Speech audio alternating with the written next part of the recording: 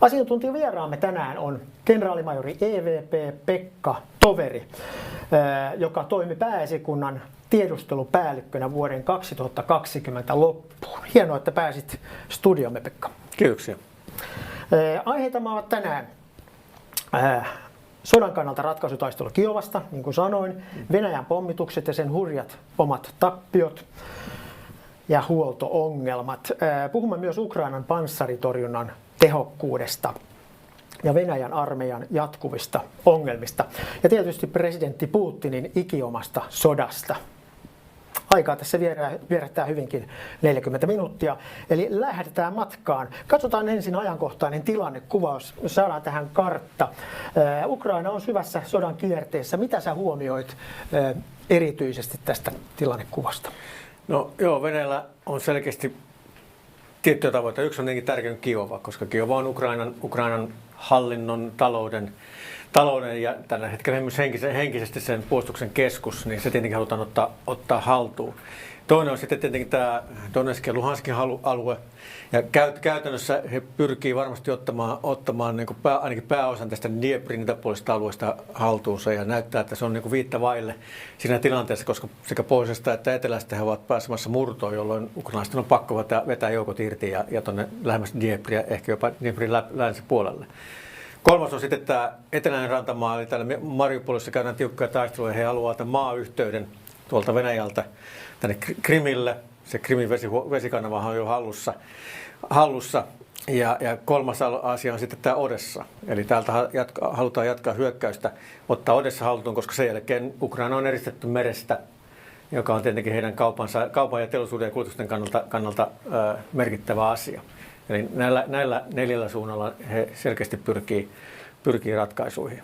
Kyllä se on säilynyt aika samanlaisena, mutta edistymistä on. Nämä ruskeat alueet ovat hieman kasvaneet, niin kuin kaikki huomaa. Jatketaan sitten Kiovasta.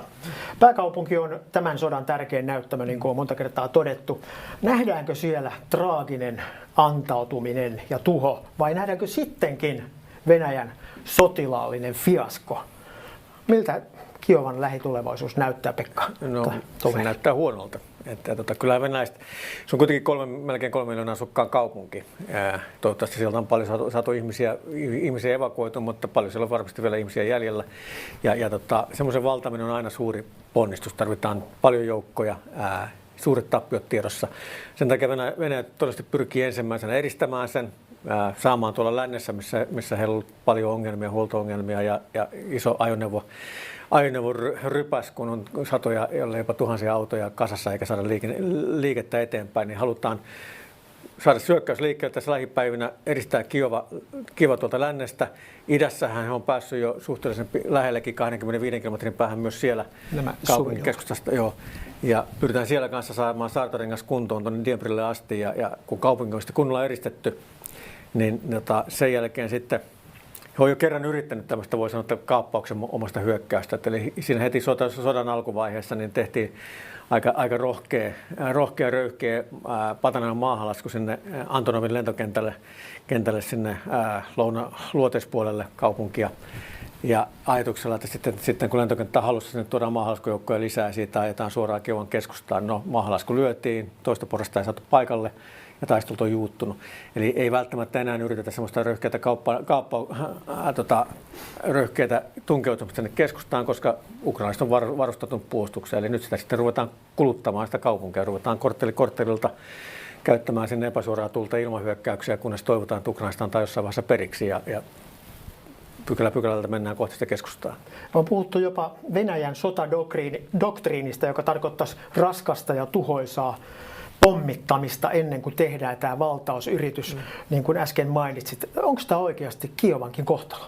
No, katso mitä hän teki toisessa maailmansodassa, useammassa isommassa kaupungissa, katso mitä hän teki Groznissa, niin Tsetsenian sotien aikoina, niin kyllä, koska kun sä menet tämmöiseen asutuskeskukseen, niin sä hyökkääjä menettää sillä paljon etuja, koska se taistelu tapahtuu hyvin lähietäisyydellä rakennetulla alueella. Sä et voi käyttää sitä tykistöä oman joukon tukemiseen, lähde sitä omaa joukkoa. Se on jalkaväkitaistelua.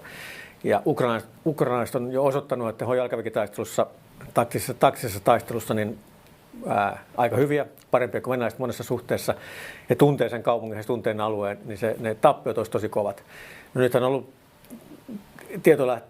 tai mediassa on ollut tietoja, että he olisivat venäläiset yrittäisi rekrytoida Syyriasta palkkasotilaita, ovat tuomassa Tšetšeniasta lisää joukkoja, jota on niin helpompi uhrata syöttää sinne lihamyllyyn kuin omaa väkeä. Mutta en mä usko, että ne pääsee sen parempaan ratkaisuun. Kyllä se menee siihen raskaaseen tulen käyttöön periaatteessa korttelilta, kun ne asuinalueet on kuitenkin linnoitettu ja Ukrainasta puolustaa, niin korttelilta ne tuhotaan ja mennään hitaasti eteenpäin, kunnes saadaan haluttu ratkaisu. Saadaanko me kuva Grosnysta vuodelta, muistaakseni se kuva on 1999. Siinä saadaan vähän semmoista käsitystä, mitä se sitkeä, armoton tuhoaminen voisi tarkoittaa. Kuinka pahasti Grosny silloin tuhottiin? No kyllä se käytännössä se oli kuitenkin lähes Helsingin kokoinen 500 000 asukkaan kaupunki. Kyllä se ammuttiin aivan, siellä ei niin kuin muutama hassua taloa lukunottamatta, ei ollut yhtään ainutta ehjää asuinkelpoista rakennusta. Nyt se on rakennettu uudestaan, mutta se kyllä tuhottiin todella perusteellisesti niissä Tšetšenian sodissa. Millä aseilla se tapahtuu? Raskaalla tykistöllä, raketinheittimistöllä, ilmapommituksella, panssarivaunuja ja panssarihaupitsen suoraan mutta tulella. Näillä kaikilla. Rautaa? Rautaa, kyllä.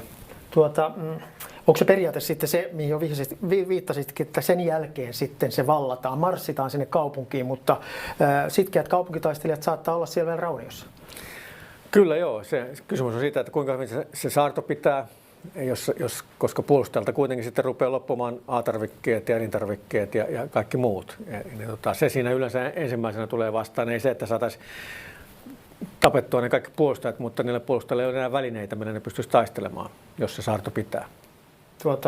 Grosnyssa loppujen lopuksi taisi kestää, tai tarkoitan Tšetšeniassa 10 vuotta se tilanne, se sissisota, joka jatkui siellä kaupungissa ja siinä vuorilla. Joo, no se Grosny saatiin puistettua, mutta tosiaan vuorilla se jatkui sitten pidempään, mutta tämmöisessä isossa kaupungissa, niin kyllähän kaupunkisissisota on käyty ihan viime vuosina tuolla Lähi-idässäkin aika merkittävästi, että joku Mosulin taistelut muut vastaavat. Kyllä Venäjä on osoittanut tehottomuuden toistaiseksi taistelussa, mutta mainitsit, että he kaupunkisotaa varten saattavat tuoda Syyriasta sotilaita. Onko se sellainen joukko, joka voisi oikeasti ratkaista sen taistelun? No ensinnäkin yksi on tosiaan just tämä tappioiden välttäminen, toinen syy on, että ei Venäjän armeijaa koulutettu asuskeskustaisteluun. Että se on aika rajallista se koulutus, mikä siellä on annettu, ja se on niin kuin aina kouluttamattomalle joukolle, se on haastava ympäristö. Nämä Syyriassa eri aseellisten ryhmien riveissä taistelleet porukat, niin niillä on kokemusta asuskeskustaistelusta ehkä enemmän, mutta jos niitä nyt tulee, niin tuskinpä siellä nyt 10 000 niitä tulee, että en mä jaksa uskoa, että niillä on niin suuri merkitys, että ne ratkaisi sen taistelun, mutta tuodaan sinne tukemaan. Tässä on tietenkin sitten melkoisia haasteita tulee niin kuin siviiliväestön kannalta, että ne syyrialaiset joukot, jotka sieltä tulee, niin tässä on just, että kun tullaan aivan eri kulttuurista, niin se on niin kuin helpompi käyttää sitä voimaa. Niin venäläisen varusmiehen on vähän vaikea ampua ehkä ukrainalaisia siviileitä. Semmoinen vuosia jatkuneen sisällissodan raistama palkkataistelija sieltä Syyriasta, niin sillä ei välttämättä tunnontuskia ole siinä voimankäytössä siviilejäkään kohtaan. Varsinkin sitten, kun siellä on jaettu siviileillekin aseita, jolloin on vaikea tehdä sitä kahtia jakoa, että ketkä tänne on siviileitä, ketkä vielä taistelee. Kyllä. Alivoimainen Ukraina on puolustanut todella sitkeästi, mutta kuten sanot, me emme voi tietää, kuinka pitkää se näännytys on sen pommittamisen jäljiltä. Mutta nämä ukrainalaisten aseet, joilla heillä on sitten paljon myös panssariaseita, lyhyen kantaman aseita. Jos ne riittävät, se aseistus, niin niitä on vaikea lyödä sieltä kaupungissa. Joo, siis niin kuin sanottu, että kaupunkitaistelu on hidasta kuluttavaa taistelua ja vaikka sä ammut jonkun korttelin raunioiksi, niin se on kuitenkin joku toisen maailmansodan aikana Italiassa Monte Cassinon taistelu on hyvä esimerkki siitä, että kaupunkia pommitetaan raunioiksi, niin siellä raunioissa ne voidaan uudestaan ottaa haltuun, siellä on vaikea liikkua hyökkääjän, siellä pystyy edelleen jatkamaan taistelua. Niin kauan kuin siellä on niin kuin taistelijoita ja aseita, niin se on tosi vaikea rastis ottaa haltuun. Entä sitten semmoinen asia, että tuon laaja kaupunki, se on lähes 1000 neliökilometriä Kiovan ala. Onko se Venäjän tässä mahdollisessa tilanteessa saama saarostus jääkö se ohueksi? Voivatko he tehdä sieltä kaupungista hyökkäyksiä tämmöiseen ohueen ketjuun ja hyökätä sieltä selustaan? Löytyykö heillä tähän niin sanotusti ammattitaitoa? Joo, siis kyllähän se tosiaan se Saartorengas tulee olemaan aika pitkä. Vaikea sanoa, kun ei tiedä, kuinka paljon niillä ukrainalaisilla siellä joukkoja on Kievan puolustuksessa ja näin edespäin. Mutta joka tapauksessa Saartorengas on, koska esimerkiksi Länsi-Ukraina on vallottamatta. Ja siellä, jos ukrainalaisilla on joukkoja irti, niin totta kai he voi iskeä sieltä selustaan. Että jolloin venäläiset joutuu vähän haastavan tilanteeseen, pitää puolustaa molempiin suuntaan, sinne kaupungin suuntaan ja sinne ulospäin. Kyllä. Otetaan sitten toinen asia. Erittäin mielenkiintoisen tiedon toi julki Venäjän entinen ulkoministeri Andrei Kosyrev. Hän muistutti siitä, että Venäjän armeijan määrärahoja on järjestelmällisesti kupattu useiden vuosikymmenten ajan. Satojen miljoonien arvosta ehkä enemmänkin. Eli tämän sotakoneen modernisointi olisi ollutkin Venäjällä täyttä harhaa. Kuinka uskottavalta tämmöinen nyt tuntuu näiden tahmeiden sotamenestysten jälkeen? En mä nyt sano täyttä harhaa, mutta kyllä se on tosiasia, että Venäjä on yksi maailman korruptuneimpia valtioita ja siellä ihan listan pohjalla. Ja kyllä se korruptio leviää, se koskee koko yhteiskuntaa. Et ei se ole pelkästään jotkut olympiakaupunkien rakennelmat Sotsissa tai muut vastaavat. Kyllä sitä asevoimissakin varmasti sitä rahaa on mennyt väärin taskuihin valtavia summia. Ja se sitten näkyy sitten kentällä, että jos joukot lähtee taisteluun 20 vuotta vanhoilla taistelumuonilla, niin se kertoo jotain. Voitko sanoa jotain muita esimerkkejä, missä se olisi näkynyt, kun olet nähnyt paljon tässä on vähän modernimman näköinen tankki, mutta onko siellä ollut vanhaa kalustoa tai jotain muuta huollon puutetta? No Venäjähän sanoo, että virallisesti heillä on ilmoituksen mukaan 70% heidän sotamateriaalistaan, jos maavoimissa on uutta tai modernisoitua uuden veroiseksi. No se on vähän niin kuin makuasia, että kuinka merkittävä se modernisointi nyt on ja vaikea arvioida, että kuinka hyvin ne peruskorjaukset modernisoinnit on tehty teknisesti. Mutta kyllä se peruskalusto on kuitenkin vanhaa neuvostokalustoa. T-72 on tullut palveluskäyttöön 80-luvulla ja niitä on sitten päivitetty vaan. Se on vanhaa neuvostokalustoa perusteeltaan ja siellä on kyllä aika vanhaa kalustoa. Katsotaan heidän panssarihaupitsikalustoa, niin noin 20%, noin viidennes niitä on näitä uusia 2S19 MSTA panssarihaupitseja. Kaikki muut on sitä vanhaa 2S1, 2S3 ja muuta vanhaa neuvostoaikaista kalustoa. Jos siinä nyt on tehty joku pieni päivitys, niin ei se sitten vielä niin kauhean modernia tee. Näkyykö tämä myös huollon ongelmissa? No, mä sanon, että huollon ongelmat heillä on venäläinen kalusto, niin kyllähän se yleensä on helppoa käyttää ja käyttökelpoista. Se rikkoutuu ehkä vähän useammin kuin länsimainen kalusto, mutta se on toisaalta aika helppo korjata, jos sä tiedät, mitä sä teet sen kaluston kanssa. Mutta kyllä heidän huolto-ongelmansa liittyy enemmän just siihen, että ei ole saatu sitä materiaalia eteenpäin, ei ole saatu polttoainetta, elintarvikkeita, ampumatarvikkeita. Venäjän asevoimissa se joukkojen huolto, pyörillä liikkuva huolto, niin se on kyllä kevyempi kuin länsiarmeijassa yleensä. Ne pelkästään katsotaan heidän polttoaineajoneuvoja, niin niiden kantokyky on paljon pienempi kuin länsimaisissa, ja niitä on vähemmän. Heidän huoltonsa perinteisesti perustuu rautateihin. Sen takia Venäjän asevoimissa on mittavat monen 10 000 sotilaan rautatiejoukot, jotka korjaa rautatieyhteyksiä ja rakentaa jopa uusia rautateitä, jos tarvitaan. Olisi tietenkin voinut ajatella, että täällä Ukraina olisi helppo mennä, koska Ukrainassa raideleveys on sama kuin Venäjällä. Kun saksalaiset aikanaan toisessa maailmansodassa hyökkäsi Venäjälle, niin he joutuivat vaihtamaan raideleveyksiä kapeammaksi. Vai oliko se leveämmäksi, jompikumpi. Mutta heillä Ukrainassa on sama raideleveys kuin Venäjällä, mutta ne kaikki rautateiden solmukohdat on asutuskeskuksessa, esimerkiksi Harkovassa, ja ne on edelleen ukrainaisten hallussa. Ne ei ole päästy sitten sitä huoltoa tuomaan raiteilla eteenpäin. Ja nythän, kun katsoo niitä taisteluita, mitä käydään, tai siellä nimenomaan itäisessä Ukrainassa, niin siellä puolustetaan niitä selusta-alueita, niin ne keskittyy just niihin kaupunkeihin, missä on rautateiden solmukohtia. Todennäköisesti just sen takia, että saataisiin se huoltokuntoon ja raiteilla eteenpäin.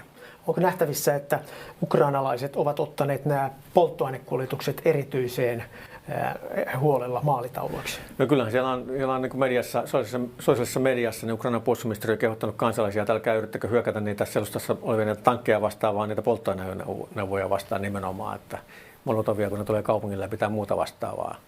Eli tiedetään just se, että mekanistettu joukko tarvitsee mittavasti huoltoa ja huolto on se ensimmäinen, joka tökkii. Että kyllä heilläkin venäläisillä todennäköisesti tämä operaatio on suurimmat ongelmat on ne huolto-ongelmat kuin ne tappiot. Kyllä. Otetaan vielä noista määrärahoista. Venäjällähän on kuitenkin hyvin kalliita sotaharjoituksia ollut useasti. Niistä ei ole kuitenkaan luovuttu, mutta onko niin, että ne eivät ole kertoneet tätä tietyn sotakapasiteetin laiminlyöntiä?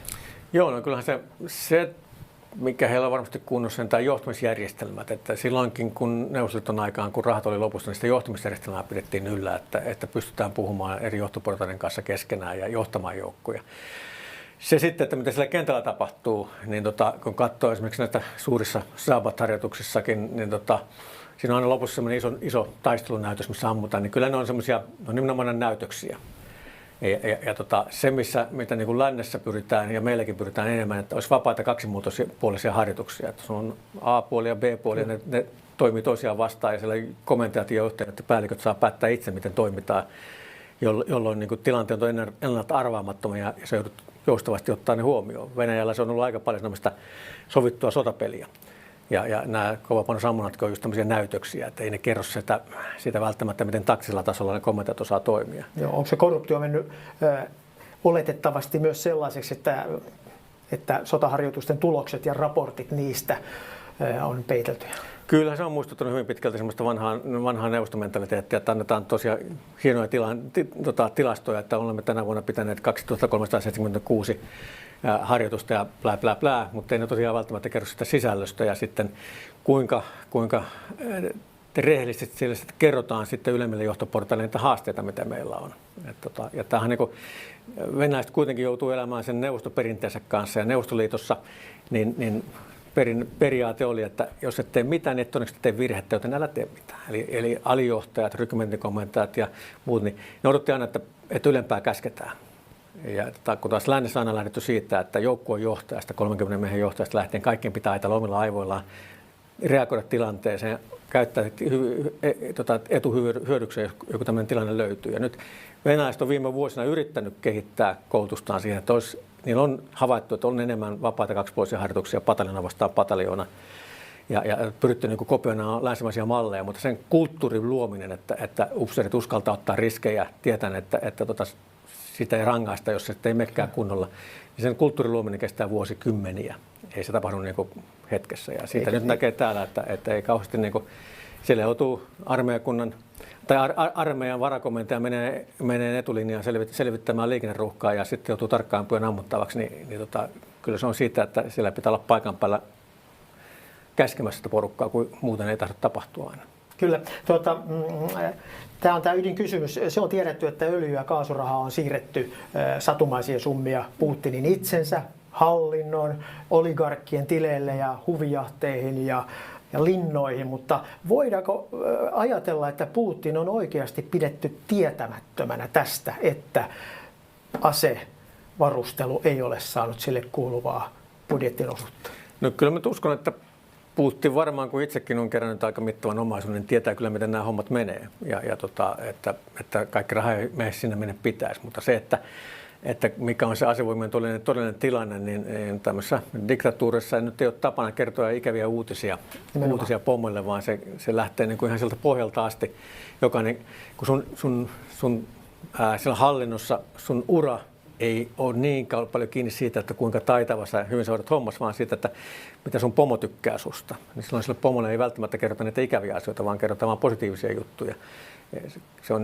Tämä on niin kuin täysin menossa Neuvostoliitto 2.0. Eli kaikki valehtelee, kaikki tietää, että kaikki valehtelee, mutta järjestelmä vaan pelaa tällä tavalla.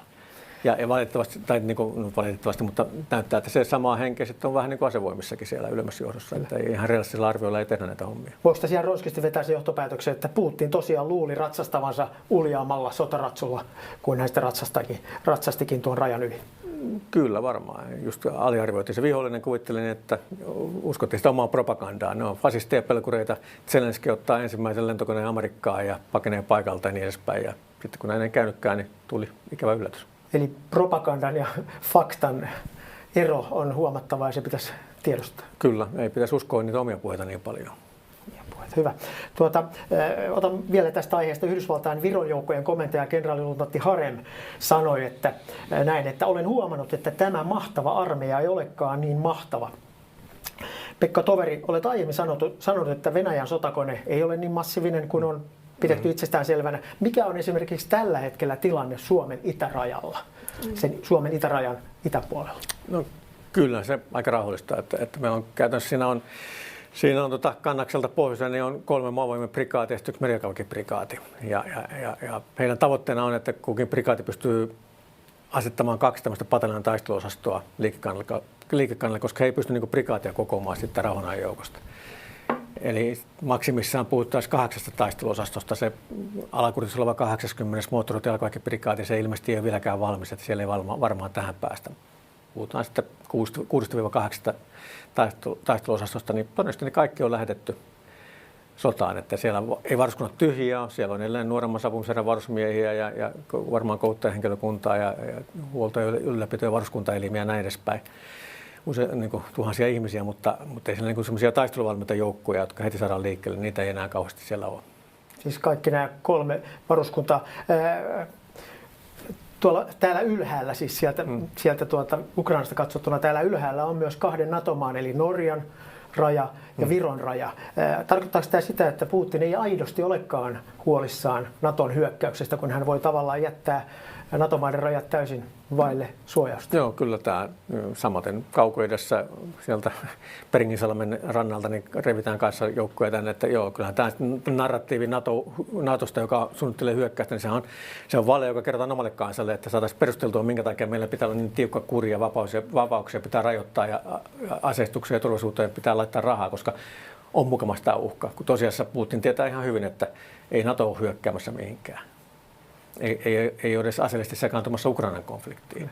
Onko mitään tietoa, missä taisteluissa tai kuinka raskaita tappioita nämä Suomen rajalla olevat joukot, esimerkiksi Petsamon varuskunnasta, niin kuinka paljon niitä on tuhottu? Ei sitä mitään tarkkaa tietoa. Siellä on sosiaalisessa mediassa ollut juttuja muistaakseni Petsamon 200 moottorista jalkaväkiprikaatista, että siellä olisi niistä 2 taisteluosastosta toinen olisi käytännössä tuhottu ja toinen suuria tappioita, mutta se on niin yksittäisiä sosiaalisen median viestejä, joista on vaikea sanoa, että onko ne totta vai ei, varmennettua tietoa. Sitä, mitä on näkynyt sosiaalisessa mediassa, että kalustoa, 200 moottorijalkaväkiprikaatin kalustoa on tuhoutunut tai jäänyt ukrainalaisten haltuun, panssarivaunuja, ilmatorjuntapanssarivaunuja ja muuta kalustoa, ja jolle varmasti on tullut myös miehistötappioitakin, mutta kuinka isoja, vaikea sanoa. Mennään vielä seuraavaksi näihin tappiolukuihin ja kalustotappioihin. Siis Ukrainan tiedotus on kertonut erittäin epävirallisesti ja vahvistamattomasti jopa 12 000 kaatuneesta venäläissotilasta 12 päivässä. Se olisi 1000 päivässä. Onko tämä luku lainkaan uskottava? En mä usko siihen, koska jos olisi 12 000 kaatunutta, niin se olisi vähintään 30 000 haavoittunutta. Se olisi niin kuin yli 1/4 siitä hyökkäävästä joukosta, ja se kyllä niin näkyisi operaatioissa jo, että se olisi pysähtynyt paljon aikaisemmin jo ne operaatiot, että ei varmasti pidä paikkaansa. Tänä aamuna amerikkalaiset tiedusteluviranomaiset eräät antoi varovaisen arvioon, että ehkä noin 3000 venäläistä on kaatunut, joka kuulostaa aika realistiselta, että kokonaistappiot olisi sitten vähän se 20 000. Sekin on paljon. Mä katsoin jostain, että toisessa Tšetšenian sodassa venäläisten tappiot olisivat olleet noin 10 000. Tässä on jo niin kuin reilussa viikossa tullut sama, mitä siellä meni 10 vuodessa. Kyllä, ja muistaa, että kun Afganistanin sota, jota nyt käytiin melkein 200 vuotta, niin amerikkalaiset menetti siellä siinä aikana, muistaakseni vähän yli 3000 sotilasta. Tämä on tullut tosi nopeasti, että kyllähän se, jos tämä meno vielä jatkuu, niin kyllä se rupeaa tuntumaan. Niin, tämä on juuri se käsittämätön asia, että ei uskota 12 000, uskotaan lähes 3 000, niin kyllä sen pitäisi näkyä kotirintamalla tietyn viiveen jälkeen tietysti, kun sinkkiarkkua lähtee sinne tai jotain No nyt vähän näyttää siltä, että sinne ei mitään sinkkiarkkua lähdetä, koska se, mitä yritetään koko ajan, niin kuin senhän takia nyt on tiettyjä tietoja, että on annettu käskyä, että internetistä irtaudutaan, koska halutaan, että kotirintama ei saa tietoa siitä, että miten huonosti tämä homma menee, kuinka paljon siellä poikia, isiä ja veljiä kaatuu siellä turhassa sodassa. Eli Venäjälläkin on mielestäsi merkitys uhrien määrällä, siksi sitä peitellään. Kyllä. Sitten mikä perustelee tämän tappioiden määrän, jos se on jopa 3000 satoja ihmisiä päivässä koko ajan? Onko hyökkäyssota vaan näin kuluttavaa? No kyllä se on aina kuluttavaa, mutta jos sitä tekisi ammattitaitoisemmin, niin se olisi paljon vähemmän kuluttavaa. Että venäläisten ehkä suuri virhe, että he ei muistanut lukea omia ohjesääntöjään. Eli tässä nyt lähdettiin, monen kertaan sanottu, että tästä lähdettiin miehittämään, ei vallottamaan. Eli hyökättiin 3 ilmansuunnalta pienillä pataljonan taisteluosastoilla, mentiin monia teitä pitkin, jolloin oli helppo sitten yksittäisenä joukkoina niin yllättää. Ja ne perittivät paljon tämmöisessä marssiryhmityksessä ylläköissä joukkoja. Jos oltaisiin niin noudattu omaa doktriinia ja sitten niitä ohjesääntöjä, missä joukon keskitty käyttö, porrastettu hyökkäys, voimaa tulee koko ajan lisää, riittävästi epäsuoraa tulta tukena, ei levällään niin joukisen eväät, vaan että keskitetystä selkeissä painopisteissä niin oltaisiin varmasti saatu paljon enemmän aikaiseksi ja pienemmillä tappioilla. Venäjän armeija on käytännössä jo menettänyt imagokasvonsa, Putin myös. Kysyn kysymyksen, joka sinulle on esitetty jo monta kertaa. Voiko tämmöinen vetäytyminen olla mahdollista miestappioiden takia? Että tästä ei tullutkaan mitään. Ei siis tämä on niin nyt keskeinen juttu Putinille, että eihän voi tässä vaiheessa periksi antaa. Sotamenestys on kuitenkin, vaikka nyt on niin kuin aika lähellä saavuttaa tiettyjä tavoitteita ja isoja alueita haltuun. Tosin kannattaa aina muistaa, että niitä alueita ei hallita. Siellä on paljon edelleenkin alueita, missä ei ole yhtään venäläistä sotilasta, vaikka sitä kärki on mennyt ohi, jossa ukrainalaiset voi toimia. Mutta kuitenkin ei ole saatu sellaista tappiota aikaa, että Ukraina olisi valmiiksi antamaan periksi. Kun nyt tässä on Putinin maine ja kasvot ja uskottavuus kyseessä, niin kyllä sitä voimaa vielä käytetään. Kyllä heillä sitä voimaa vielä on jäljellä. Pitää muistaa, että sota on kuitenkin vasta 2 viikkoa, alta 2 viikkoa vanha. Kyllä venäläiset oppii. Ne on niin nopeita oppimaan niin virheistään. Ja nyt selkeästi tässä on ollut hiljaisempaa 2 vuorokautta. Kerätään ja keskitetään joukkoja, pannaan näitä huoltoyhteyksiä kuntoon. Ja varmasti kun sotaa jatketaan, niin sitä käydään enemmän niin kuin sen mukaan, kun ovat itse ohjesääntössä kirjoittaneet, että keskitynnettyjen voiman käyttöön enemmän raskasta tulta, ettei ne hajalla olevat joukot joudu lyödyksi. Aiemmin puhuttiin, että jokainen päivä palvelee Ukrainaa, antaa heille lisää aikaa, mutta tässä tapauksessa myös Venäjä hyötyy jokaista lisäpäivästä. No siinä on just, että koska se kulminaatiopiste tulee, että nämä pakotteet tietenkin heikentää Venäjän kykyä käydä sitä sotaa, mutta vaikuttaako ne niin nopeasti, etteikö Venäjä ehtisi syödä sen Ukrainan vastarintakyvyn. Ja tässä on tietenkin hyvin kun ei ole mitään kuvaa siitä, että mikä se Ukrainan todellinen sotilainen kyky on, kuinka paljon he on kärsinyt tappioita, he pitää sen hyvin tiukasti salassa, mikä on niin kuin ymmärrettävää, että kuinka kauan he pystyvät tätä sotaa jatkamaan. Ja tässä voi, niin kun muistaa, mitä Suomessa kävi talvisodan aikana, Neuvostojoukolle aiheutettiin massiivisia tappioita monilla rintama-alueilla, niin suomalaiset oli täysin niskan päällä. Ja sitten kuitenkin tehtiin rauha ehdolla, jotka tyrmistytti kansakuntaa, että se oli niin kova koska sotilainen johto ja poliittinen johto tiesi, että kuinka tiukalla oltiin. Viipurin suunnassa oli läpimurto tulossa, mitään reservejä ei ole, A-tarvikkeet on lopussa, korkeintaan 1-2 voidaan kestää. Oli pakko hyväksyä se rauha, joka oli sitten kauhean järkytys. Niin tässä voi käydä Ukrainassa hyvin samalla tavalla, että Ukrainan johto tietää, miten pitkälle he pystyy venymään. Ja jossain vaiheessa voi tulla se tilanne, että kun tämä kulutussota jatkuu vielä monta viikkoa, että sitten on pakko hyväksyä sellaiset rauhanehdot, jotka tuntuu kovilta.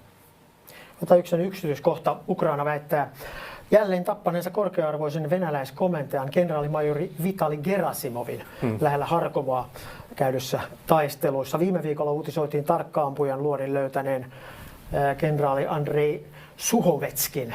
Kuinka suuri merkitys tällaisilla korkea-arvoisilla kuolonuhreilla on molemmille puolille? Joo, se Suhovetskin kaatuminen, venäläiset on itsekin myöntänyt, että hän on kaatunut. Sitten tästä jälkimmäistä ei ole vielä niin kuin tarkkaa tietoa, onko tapahtunut vai ei, mutta kyllähän se tietenkin moraalia syö ja toisaalta nostattaa sitten toisella puolella, ja heillä ilmeisesti on ollut venäläisillä merkittävästi komentajatappioita, että rykmentokomentaja ja pataljonakomentaja on joutunut vangiksi ja kaatunut. Ja ne on kuitenkin niitä kokeneempia komentajia ja tämä niin vaan osoittaa sitä, että tämä ensimmäisen 41 armeijan varakomentajan, kenraalimajorin kaatuminen siellä Kiovan lähistöllä, että tilanne on jumissa, kauhea ajoneuvosvapoda siellä, tuhansia autoja kasassa ja homma ei etene. Ja välttämättä kaikki johtajat ei uskalla tehdä rohkeita päätöksiä, niin sitten sinne pitää olla mennä itse henkilökohtaisesti pomottamaan niitä ja antaa käskyjä. Ja sitten kun siellä tietenkin liian lähellä etulinjaa viuhtoo liian paljon, niin sitten voi käydä näin, että se, että venäläiset komentajat, ne parhaat komentajat uskaltaa mennä etulinjaan johtaa edestä, joka on tosi tärkeää, mutta sitten toisaalta tulee otettua ehkä liikaa riskejä, koska se on pakko tehdä, kun se homma ei vain toimi. Sitten on pakko olla itse paikan päällä tekemästä hommaa, mutta niin kuin sanottu, komentaja kestä kaatuu. Mutta ei Venäjältä nyt kenraalit kauhean nopeasti lopu. Ei, kenraalien ei kannata ruveta liikennepoliisiksi. Ei välttämättä ainakaan etulinjan tuntumassa. Mennään toiseen asiaan, täsmällisempään sodankäyntiosiota. Tällä kertaa fokuksessa on tämä panssarisota, jonka spesialisti Pekka Toveri olet toiminut panssarikoulun johtajana ja panssariprikaatin komentajana täällä Suomessa, joten haluaisin kuulla sinun käsityksesi Venäjän panssariaseesta ja Ukrainan panssaritorjunnasta. Joo, ei siis panssariase toimii silloin, kun sitä käytetään oikein. Ja panssariaset käytetään oikein, silloin sitä käytetään aselajin yhteistoimintana, että panssarivaunut, panssarijalkaväki, tykistö, tiedustelu, pioneeritoimi, kaikki toimii niin kuin yksi hyvä suiva kone. Niin silloin siinä niin kuin on enemmän voimaa, silloin pystytään vaikuttamaan siihen vastustajan panssaritorjuntaan ja muuhun vastaan. Mutta sitten jos ajetaan niin kuin, kun köyhän talon porsaat jonossa tietä pitkin, paljastetaan kylki viholliselle tai tehdään hyökkäyksiä, missä sulla ei ole sitä tykistöä lamauttamasta panssaritorjuntaa, kun ei ole tiedusteltu, että tiedettäisiin, missä panssaritorjunta on. Ei ole jalkaväki suojaamassa vaunujen sivustoja, kun mennään jonnekin metsäiselle alueelle tai asuskeskukseen, jolloin on PST-miehen on helppo tulla sinne sivulle ja paukauttaa kylkeen. Jos näitä alkeellisia virheitä, niin niitä toistetaan koko ajan. Venäläiset teki tätä samaa Grosnissa. Niin kuin sanottu, että kyllä panssariaseella pystyy hyökkäämään vaikka asuskeskukseen, jos sitä osaa käyttää oikein. Ja nyt on näyttänyt vähän siltä, että ainakaan tuolla taktisella tasolla, pataljoonatasolla ja pienemmällä, niin venäläiset ei osaa käyttää niitä. Me ollaan nähty valtavasti kuvia tuhotusta panssarikalustosta.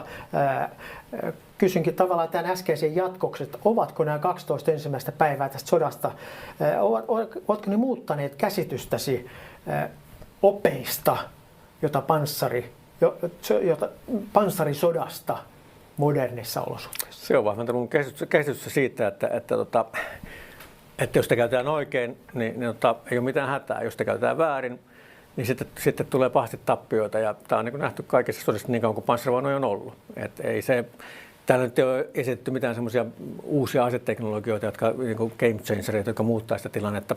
Joku Javelin panssaritorjuntaohjus on panssaritorjuntaohjus, niitä nyt on ollut tuolla 70-luvusta eteenpäin, niin panssarijoukot on kohdannut niitä. Jotkut osaa kouluttaa joukkoonsa niin, että ne pärjää niitä vastaan, jotkut ei. Ja näistä vaunutappioista pitää muistaa, että niitä on pääosin kolmenlaisia.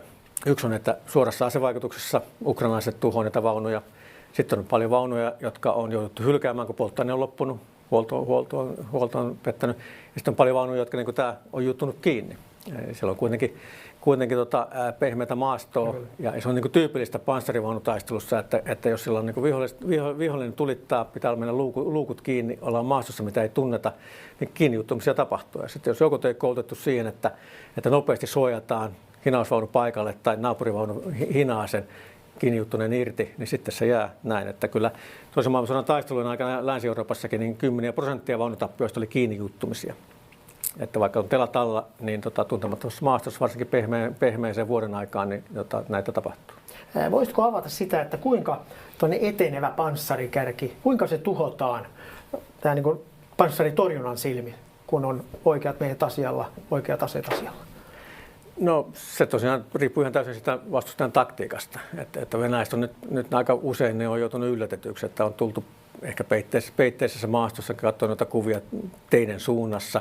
Ei ole levittäydytty, ei ole suojattu niitä sivustoja, jolloin se on helppo pysäyttää kärjessä, vaikka sulutteella tai itse vaan tuhoamalla se ensimmäinen vaunu ja selkeän sitten kevyellä jalkaväki panssaritorjunta, niin kuin tässä on NLO, tämmöinen 600 metrin ulottuva kevyt panssaritorjuntaus, jota meilläkin on käytössä, niin silloin on sitten helppo kävellä sinne sivulla ja ampua kylkeen, koska siellä se panssari on heikompi ja päästään vaikutukseen isompi maali. Mutta yleensä kyllä panssaritorjunta jos se on niin osaava joukko, niin se on sitten paljon haastavampi homma, että pitää tuliasemat valita niin, että ne ei ole niin päivän selviä, että toi kumppani on hyvä ohjusasema sinä, mutta on heti tykistöä. Pitää osata valita tuliasemia yllättävistä suunnista, pitää käyttää omaa tykistöä, että pakotetaan sokastaan sitä vihollista, pakotetaan luukkojen alle, ne ei pääse näkemään. Tuhotaan omalla jalkaväellä epäsuoralla se jalkaväki, että ne ei pääse suojaamaan niitä vaunuja, että pääsee vaikuttamaan niihin. Että kyllä ne konstit on monet ja sitten on tietenkin on myös hakeutuvia tykistöhatarvikkeita ja kaikkea, että kyllä niitä keinoja panssarivaunuja on tuhota myös. Kyllä. Tämä on se, niin kuin mainitsit, NLAV, kirjoitetaan NLA, V. Onko, mainit, että tämä ei ole mikään game changer, mutta osoittautunut tässä sodassa tehokkaaksi? Niin. Kyllä jo. Tämä on erinomainen panssaritorjunta-ase. Sitä voi ampua kahdessa moodissa. Se voi ampua niin kosketussytyttimellä, että kun se osuu panssarin kylkeen, niin se räjähtää. Mutta sä voit myös valita moodin, missä sä ammut niin, että se ohjus lentää sen kohteen yläpuolella ja sitten tekee kattohyökkäyksen. Eli se sensori tunnistaa, että nyt se vaunu on alla ja räjähtää, menee katosta läpi, missä on heikommin panssari. Että sulla voi olla panssari vaikka täysin suojassa, että välttämättä tarvitsee nähdä muutoksen radioantennit. Saa muut ohjuksen siitä ja se tuhoutuu. Eli se on kevyt, kannettava, tehokas. Puhutaan jostain 12 kilosta käsittääkseni, eli yksi mies vie sitä aika liukkaasti. Tämä on toistaiseksi ollut avoimella alueella maastossa. Onko tämä myös kaupunkiase? Kyllä, sitä pystyy sielläkin käyttämään aika hyvin. Ja kaupungissa ilmeisesti on sitten kevyempiäkin sinkoja tai toisenlaisiakin panssaria. Kyllä on kertasinkoja. Niin se on aina tietenkin, että jos sulla on semmoinen normaali kertasinko, niin siinä on aina takavaara-alue. Tulee tuli- ja painesuihkuja, niitä esimerkiksi suljetustiloissa, suljetushuoneessa ei kannata käyttää, koska siinä samalla kun raketti lähtee, niin lähtee ampujakin sitten siitä ikkunasta pihalle. Ne on tiettyjä teknisiä taktisia rajoituksia niistä tietyissä PST-aseissa. Sitten otetaan tämä toinen ase, joka on jo kuulemma noussut sosiaalisessa mediassa myyttisiin mittoihin, tämä Javelin keihäs, amerikkalaisvalmisteinen ilmeisesti, joka on hyvinkin tehokas. Joo, no se on uusinta amerikkalaisten panssaritorjuntaohjuskalustoa, mitä he käyttää. Siinä on kanssa mahdollisuus tehdä myös kattohyökkäyksiä.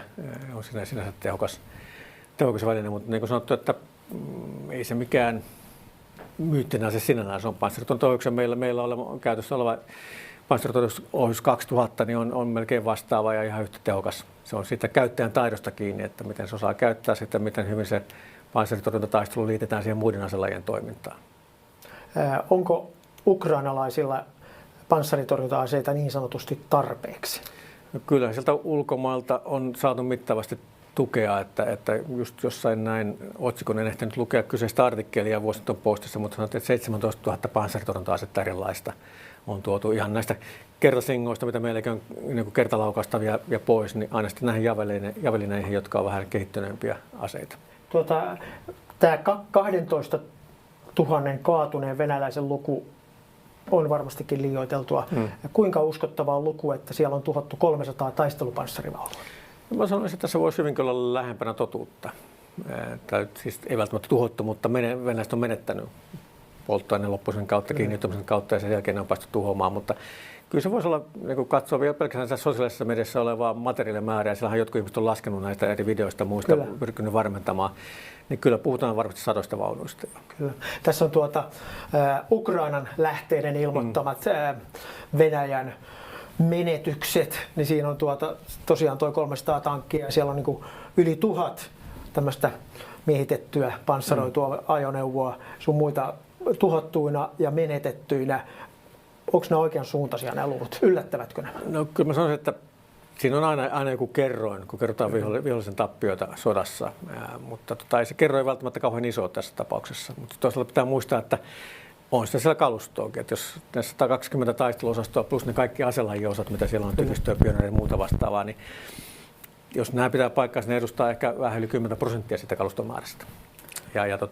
Venäjällä vielä on kalustoresursseja olemassa, reservejä olemassa. Olisiko tuommoinen 300 tankkia, mikä prosentti niistä onkaan sitten tuhottua, olisiko se täysin mahdoton luku ilman näitä panssaritorjuntaohjuksia? Käsittääkseni tuo Javelin oli juuri se, jota tämä sankaripresidentti Zelenski toivoi saavansa, kun hän sanoi, että en kaipaa kyytiä kotiin, vaan kaipaan panssaritorjuntaohjuksia. No siitä mulla ei mitään tietoa, että mitkä on ne suhteet, että kuinka paljon on tuhoutunut tuhoutunut javelinilla, kuinka paljon tuhoutuu Enlolla tai jollain muulla välineellä, että siitä on vaikea sanoa mitään. Ja totta kai tämä riippuu sitten, panssaritorjuntaohjuksella on myös rajoitteita, että sä et voi kauhean ahtaissa tiloissa metsämaastossa muualla käyttää sitä tehokkaasti. Vaikea sanoa, että joskus tulevana vuosina sotien jälkeen jotkut viisaat niitä tutkia, että mitkä ne vaikuttavat tekijät ollut ja millä sitä vaikutusta on saatu aikaiseksi. Olet panssarikoulun johtaja. Voitko mennä niiden panssarijoukkojen pään sisään? Kuinka moraalia syövää se on noissa Venäjän panssarijoukoissa, että he tietävät kantapään kautta, että siellä on ohjuksia ilmassa? No, kyllä niissä joukoissa, jotka on joutunut tulen alle ja kärsinyt tappiota, niin kyllähän se sitä henkeä rupeaa syömään aika nopeasti. Ja kun näkee, että se yleensä PS-ohjuksen osuma, niin se on aika, jos on läpäisevä osuma ja A-tarvikkeet syttyy, niin se koko vaunu tuhoutuu, torni lentää, koko miehistö kuolee. Niin ei niitä tietenkään, ei se nyt kauhean mieltä ylentävää ole siinä joukossa. Entä jos A-tarvikkeet eivät tuhoudu, ei tule suurta räjähdystä, niin menehtyykö tankin miehistö joka tapauksessa siitä kovasta iskusta? Se riippuu ihan osumasta, että ei yleensä. Yksi arvio on, että esimerkiksi noista Lähi-idän sodista 70-luvulla, kun Israelista kävi, että jos vaunu saa osuman PST-aseesta ja ei tuhoudu, että A-tarvikkeet ei räjähdä, niin yleensä 1 kuolee, 1-2 haavoittuu 4 miehen miehistöstä. Venäjäisessä vaunussa niin se on automaattilatavat, niin se on 3 miehen miehistö, ja niissä on semmoinen pieni ongelma, että länsimaiset tankit, nykyiset panssarivaunut on rakennettu miehistön elonjäämisen parantamiseksi. Ampumatarvikkeet on esimerkiksi tornissa eristetty paineovien taakse niin, että vaikka ne ampumatarvikkeet räjähtäisi, niin se miehistö siellä tornissa selvii hengissä. Venäläisessä panssarivaunussa niin tuolla ammuskaruselli, kun se on automaattilatainen, ammuskaruselli tuolla rungossa, miehistö istuu siinä käytössä päällä ja ympärillä, jos se ammuskaruselliin tulee läpäisevä osuma ja se syttyy ja räjähtää, niin kaikki kuolee, ei ole kahta sanaa sieltä, että siellä ei ole mitään painoovia estämässä ja parantavassa sitä henkijäämismahdollisuuksia. Sota on raakaa. Mennään sitten vielä viimeiseen osioon. Pekka Toveri, mä tiedän, että et ole kremnologi, mutta tiedustelupäällikkönä olet seurannut ja pohtinut varmasti presidentti Putinin taktiikkaa ja hänen motiivejaan. Olet aiemmin sanonut, että tämä ei ole Putinin oma sota. Anteeksi, tämä on Putinin oma sota, ei Venäjän. Mitä tällä tarkoitat? No sitä, että kyllä tämä näyttää olevan Putinin hyvin henkilökohtainen asia, että tämä on Ukrainasta todella ottaa pattiin. Että hänellä oli valittuna Ukrainalle presidentti ennen Krimiä, jonka tehtävänä oli lopettaa kaikki länsihömpötykset, tuoda Ukraina tähän Eurasian liittoon, mitä hän oli rakentamassa.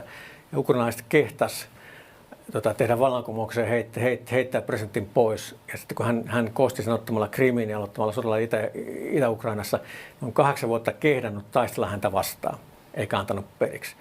Niin kyllähän se diktaattoria syö. Ja sitten tähän päälle vielä se, että valitsevat sitten koomikon presidentiksi, joka osaa ärsyttävää eikä ymmärrä hänkään antaa periksi. Niin tämä on tullut jotenkin hyvin henkilökohtaiseksi tämä Ukraina-asia. Ja niin kun kaikki asiantuntijat, mä en välttämättä usko, että hänen lähimmät asiantuntijat olisi kertonut hänelle tätä, mutta kaikki asiantuntijat on sanonut, että tätä ei voi voittaa. Että tämän taistelun hän voi voittaa. He voivat pakottaa Ukrainan jonkinlaiseen sopimukseen pelkällä sotilaallisella voimalla, ellei ihmettä tapahdu. Mutta sota on jo menetetty. Ukrainan kansa on menetetty. Seuraat 3 sukupolvea muistaa verisesti sen, että mitä Venäjä heille teki. Vaikka hän jotain alueita miehittää, niin se on nähty, niin se vastarinta jatkuu tavalla tai toisella. Ja se Ukrainan miehittämään tarvitsisi 1 miljoona sotilasta ja poliisia sinne valvomaan sitä kansaa. Ei Venäjällä ole sellaisia resursseja. Olet ollut tiedustelun johdossa Suomessa pääesikunnassa. Miten olette kartoittaneet Putinin persoonallisuutta? No sen takia, että mä olen ollut tiedustelun johdossa, niin mä en puhu siitä. Ymmärrän. Voitko sanoa, minkälainen taktikko tai strategia hän on? No monethan sanoo, että hän ei ole strategikko, että hän on judoka, hän on taktikko, että hän osaa haistaa edullisen tilanteen ja käyttää sitä nopeasti hyväkseen. Jos se tietenkin helpottaa se, että se komentoketju on niin kuin hän ja sitten rupeaa tapahtumaan. Eli ei tarvitse käydä pitkiä keskusteluja tarvittaessa.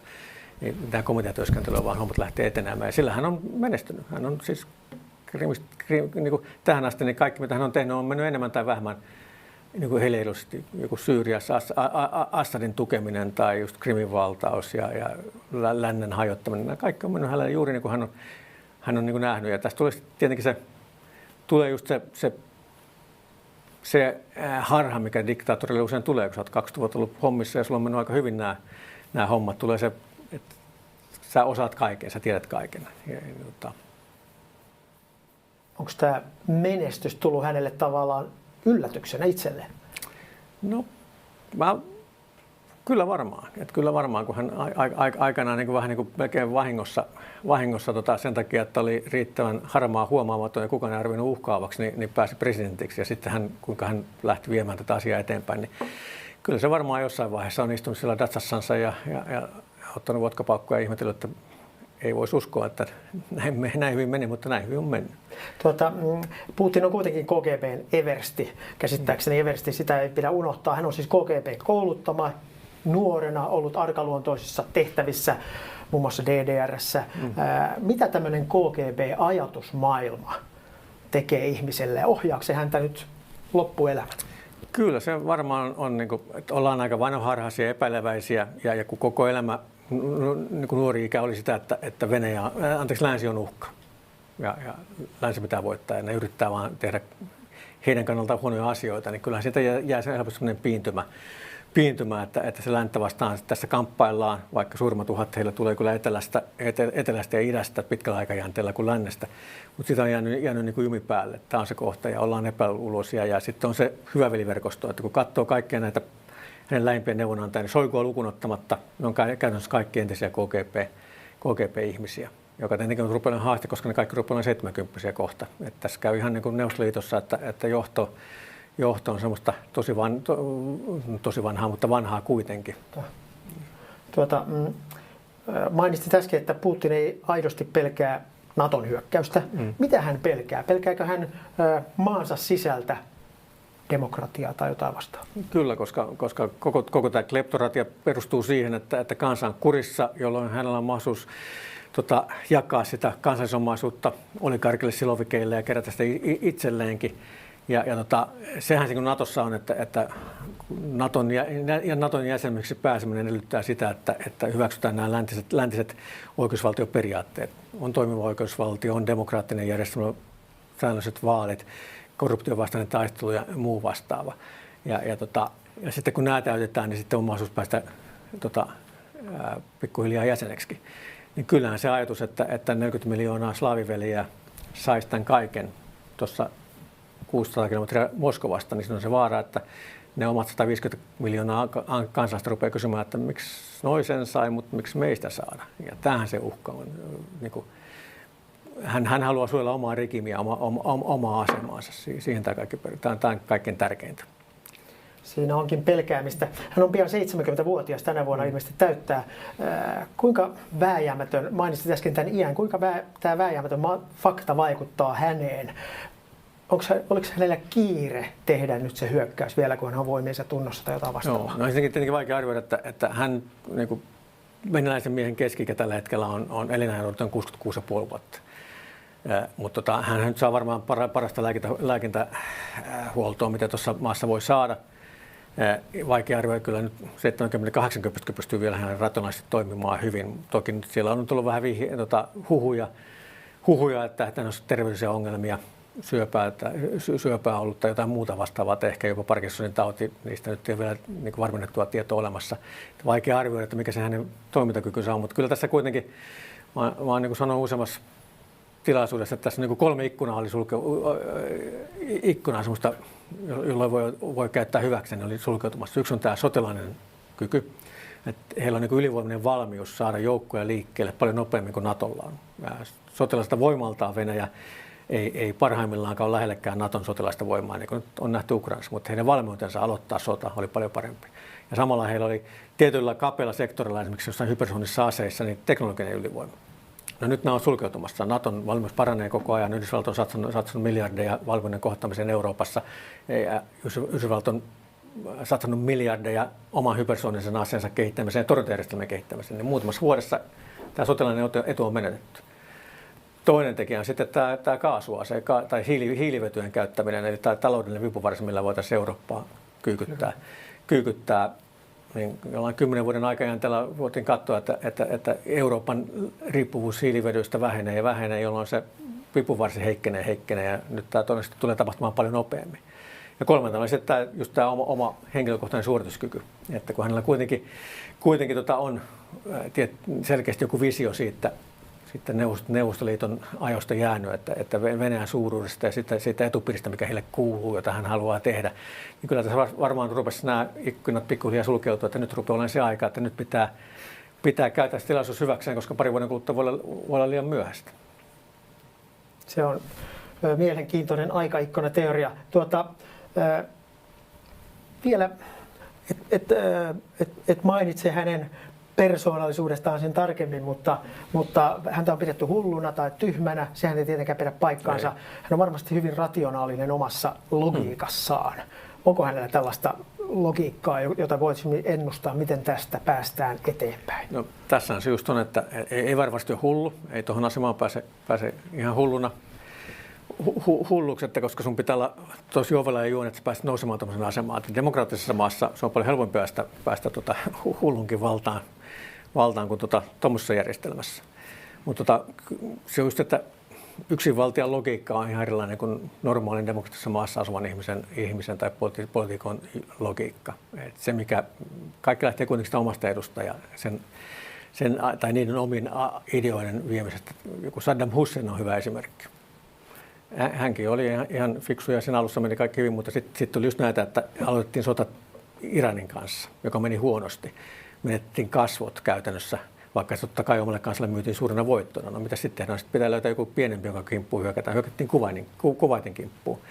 Ja no, sieltäkin tuli takki, mutta pystyttiin kuitenkin, koska on rakennettu sisäisen turvallisuuden koneisto, niin kuin Venäjälläkin on rakennettu. Ne on käyttänyt sisäisen turvallisuuteen melkein yhtä paljon kulkuisen turvallisuuteen sitä rahaa kaiken kaikkiaan. Se on satoja tuhansia ammattilaisia, jotka valvoo omia kansalaisia, niin pystyttiin silti roikkumaan siinä vallassa. Mutta mitä pidemmällä aika meni, niin sitä hullummaksi Saddam tuli. Ja mitä vähemmän se kuunteli asiantuntijoita, jotka sanoivat, että mitä kannattaisi tehdä ja mitä ei pitäisi tehdä, niin se niin kuin sanottu, se mikä meillä näyttää täysin idiottomaiselta, niin se hänen omassa mielessään, hänen oman henkilökohtaisen vallassa pysymisen kannalta se voi olla ihan looginen juttu. Viimeinen kysymys. Saddamille ei löytynyt palatsivallankumouksen tekijää siitä lähipiiristä. Löytyykö tälle herralle palatsivallankumouksen tekijä, jos kaikki menee vihkoon? Se on hyvä kysymys. Mahdollisesti kannattaa muistaa, että sehän, jotka on avainasemassa, on ne silovikit, hänen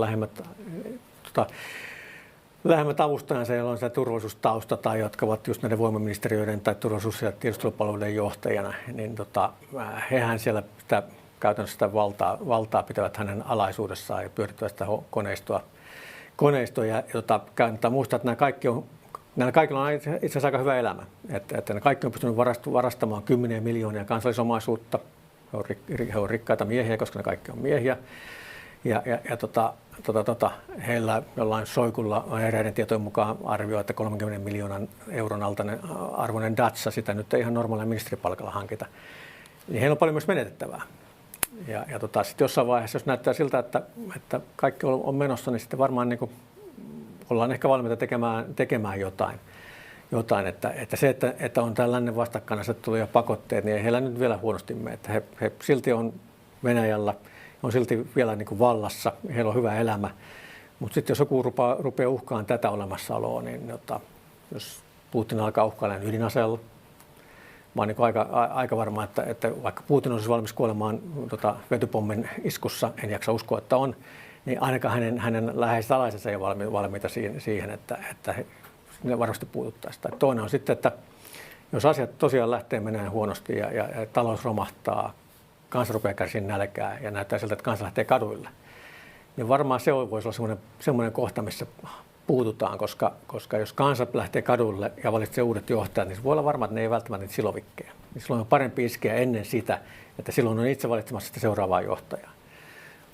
Miten sitten voidaan onnistua, se on toinen juttu, koska Putin on vanha KGB-neuvosto, niin kuin on mainittu. Hän kyllä tietää, että miten ihmisiä salamurhataan, hän myös tietää, että miten siitä suojaudutaan. Että kyllähän hänellä on eräiden tietojen mukaan omat maistaat, ruoanmaistaat keskiaikaisten kuninkaiden tapaan ja on oma henkilökohtainen suojakaarti, joka on varmasti uskollinen hänelle ja niin edespäin, että eikä päästä ketään lähelleen, että se ei ole välttämättä helppo B se mahdollinen palatsivallankumous.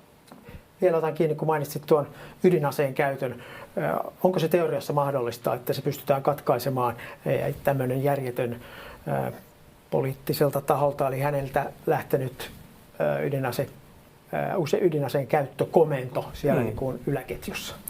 No se ei tosiaan ole mikään, että painetaan punaista nappia ja sitten raketti lähti lentämään, vaan se on pitkä komentoketju, missä monessa portaassa varmistetaan sen sanoman oikeellisuus, että tämä on oikea käsky ja sitten se varsinainen laukaisukin yleensä vaatii useamman ihmisen ihan teknisesti, että se voidaan ampua se ydinohjus.